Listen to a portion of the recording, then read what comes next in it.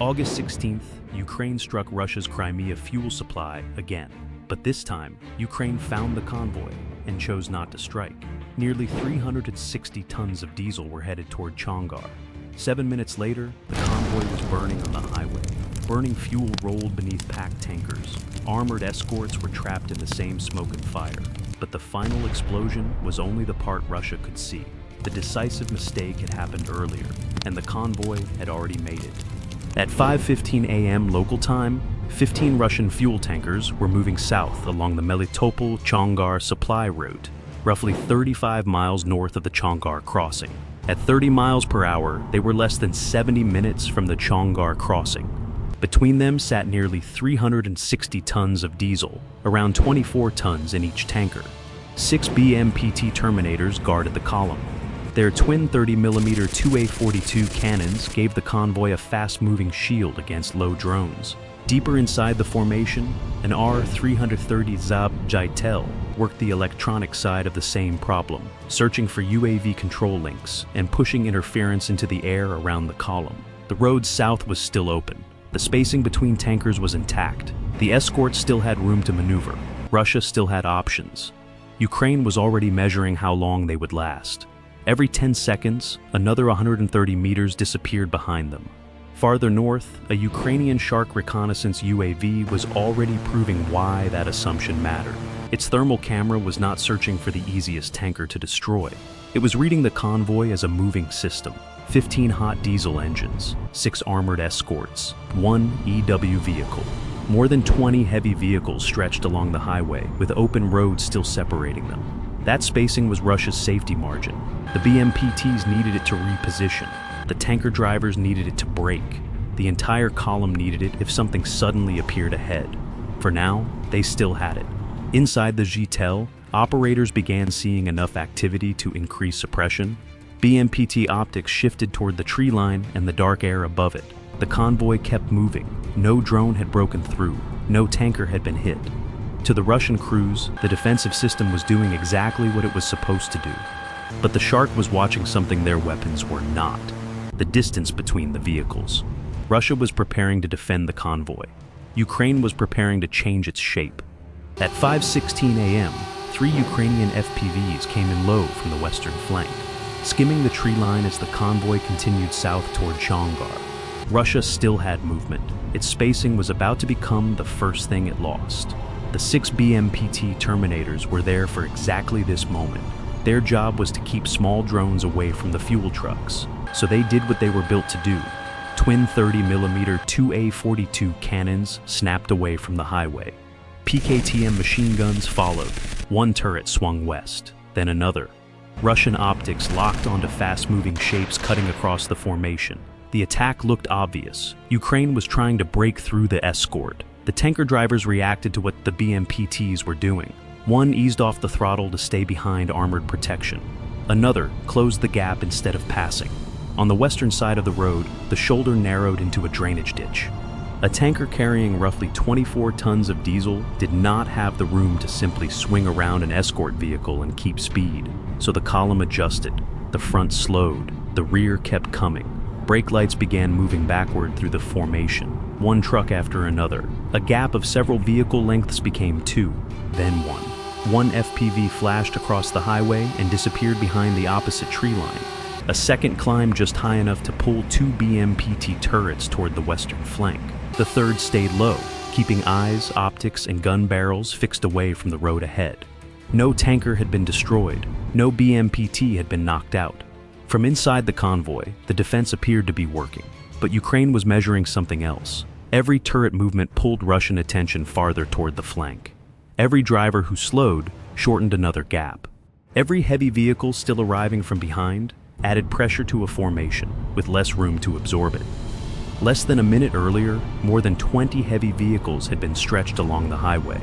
Now, that stretch was collapsing. The drones had barely touched the convoy, but the road between the vehicles was disappearing. Russia still had movement. Ukraine was about to take that next.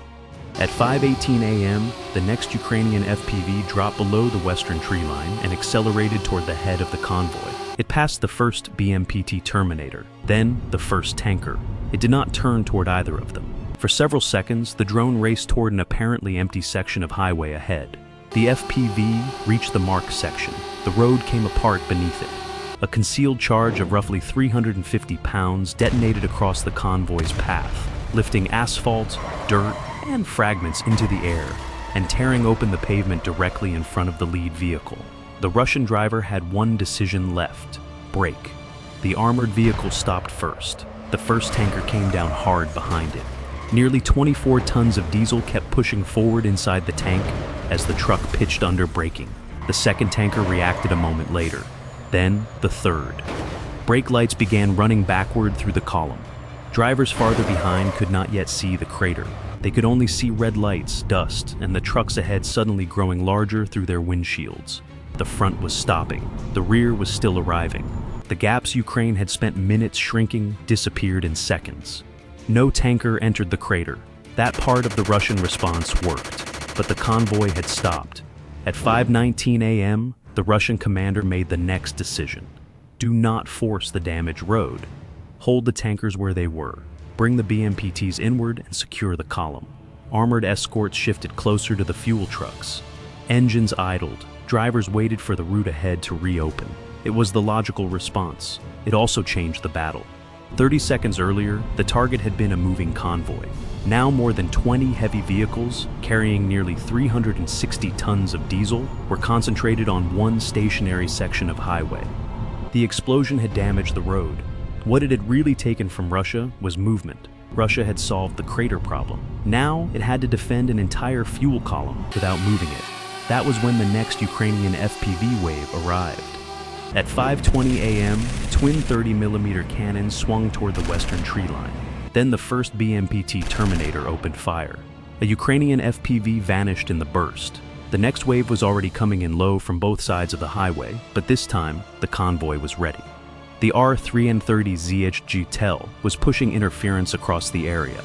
GPS data on Ukrainian control screens began jumping. Telemetry flickered. Video broke into blocks of static. The control links survived, but every correction became harder. Another BMPT joined the fight. Twin 2A42 cannons hammered the tree line, while PKTM machine guns swept the gaps above the tankers. Russian infantry pressed against the armored holes and fired whenever a drone broke through the dust. A second FPV shattered above the western trees. A third lost its video feed and slammed into the shoulder. Then another went down. And another. For several seconds, nothing Ukrainian reached the fuel trucks. Inside the convoy, that looked like control returning. Drivers watched burning drone debris fall beside the highway. BMPT crews kept their turrets moving from one contact to the next. Infantry stayed close to the armor, while tanker engines idled behind them. Nearly 360 tons of diesel remained trapped on the road, but none of it was burning. The crater ahead had been contained. The latest FPVs appeared to be getting nowhere. For the first time since the road exploded, Russian crews had reason to believe the situation was stabilizing, so they held their positions. That was the next mistake. Every gun still tracking drones kept another armored vehicle tied to the defensive perimeter.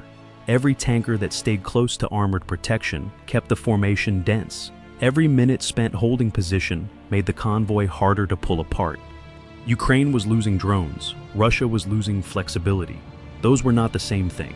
The Russians were winning the fight they could see, but they still had one way to undo the trap. They could reverse. At 5:21 a.m., the rear tanker's brake lights went dark. Its reverse lamps came on. The truck began backing through the smoke.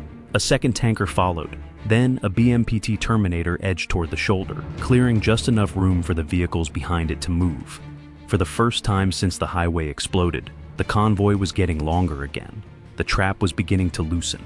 Drivers leaned into their mirrors, guiding nearly 24 tons of diesel at a time through a road crowded with armor, fuel trucks, and drifting dust. Engines revved, steel moved backward by meters, then 10, then 20. From the Shark reconnaissance UAV, the thermal picture began to open. Hot engine signatures that had been packed together were separating. Russia had found a way out. Ukraine saw it happening. Another FPV came through the smoke almost at road level. Russian guns snapped toward it. The drone ignored the nearest BMPT. It stayed low. Then it drove into a tanker near the middle rear of the column. Metal split open. Diesel poured across the pavement and ran beneath the vehicles behind it. A flash followed, then flame. Infantry broke away from the spill. One reversing driver slammed on the brakes as black smoke rolled across his mirrors. The BMPT on the shoulder stopped where it was. Another tanker halted rather than backed blindly toward burning fuel. For several suck-temper engines roared in both directions. Nobody knew which vehicle could move first. The gaps stopped opening. The escape route had not been destroyed. It had become unusable. Russia had solved every immediate problem that morning. Protect the tankers, stop before the crater, hold the formation, beat back the drones. Each answer had worked, and each answer had removed another option. Now the front was blocked. The rear could no longer disengage cleanly. More than 20 heavy vehicles and nearly 360 tons of diesel remained compressed on the same stretch of highway. And beneath the center of that formation, one thing had remained untouched through every second of the fight: the larger charge. The convoy had spent minutes fighting to preserve itself. It had ended by preserving the exact formation Ukraine needed. At 5:22 a.m., 2 Ukrainian FPVs dropped almost to ground level on opposite sides of the highway. One vanished into the drainage ditch. The other skimmed the grass verge. Above them, Russian guns were still searching through smoke. Below, the 2 drones were already inside the convoy's defensive ring. Each carried only a small charge. They were not there to destroy a tanker. They were there to trigger something far larger. The first FPV reached the marked section. The second arrived almost at the same moment. Then, nearly 750 pounds of explosive beneath the road detonated. The pavement lifted. A tanker above the blast tore open, spraying diesel across the highway. Burning fuel rushed beneath the vehicles packed only yards apart. One truck caught fire, then the flames reached another. Burning diesel climbed the rear wheels of a second tanker and disappeared beneath its chassis. Heat rolled across the nearby BMPTs, attacking optics, exposed wiring, tires, and external sensors. Drivers on the outer edge tried to move. There was nowhere clean to go. The crater still blocked the front. Behind them, smoke, wreckage, and burning fuel had taken the reverse route. And for a moment, the destruction looked incomplete. Several vehicles were still standing. Some engines were still running. But survival was no longer the measure that mattered. Some vehicles had survived. The mission had not. Nearly 360 tons of diesel had entered that road as one shipment bound for Crimea. Now that shipment was divided between burning fuel, stranded tankers, and a highway the convoy could no longer use. Whatever fuel did not burn still had to be moved again. Another shipment, another convoy, another road. The timetable had already been broken. Russia had started the morning with a fuel column moving toward Chongar. It ended with surviving vehicles trapped around a supply mission that could no longer be completed. That was the real damage, not simply what burned, what could no longer move. So, where do you think this convoy was really lost? The first road blast, the failed reverse, or the final detonation? Let me know in the comments. Thanks for watching, and I'll see you in the next one.